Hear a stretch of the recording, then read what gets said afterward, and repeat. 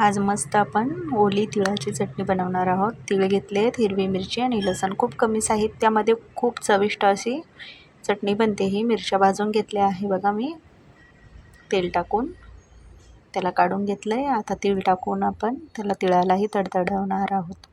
ते तडतडले म्हणजे कमी आचेवरच, मंद आचेवरच भाजून घ्यायचे व्यवस्थित आपल्याला। बघा तडतड तडतड होत आहेत तीळ। आता आपण त्याला काढून घेणार आहोत। मिक्सरमध्ये आपण आता ते सगळं ॲड करणार आहोत।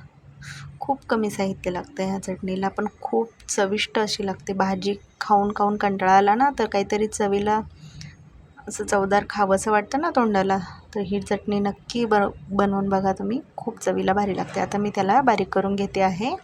त्यामध्ये आपण आवश्यकतेनुसार पाणी ॲड करणार आहोत। ओली चटणी असते ही बघा, खूप मस्त अशी बनणार आहे ही चटणी।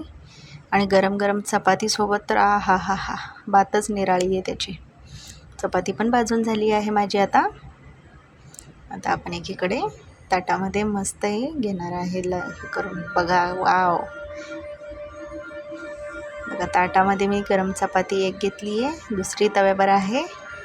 आणि आता चटणी काढून घेतली आणि तेलाची धार अशी मस्त सोडायची बघा त्याच्यामध्ये, आणि एकजीव करून त्याला करायचं आहे आपण। बघा दुसरी चपाती पण भाजून झाली आहे, गरमागरम चपातीसोबत। हा हा खूपच टेस्टी लागते, नक्की ट्राय करा।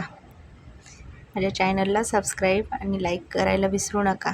अशाच छोट्या छोट्या पण नवीन नवीन रेसिपी घेऊन येणार।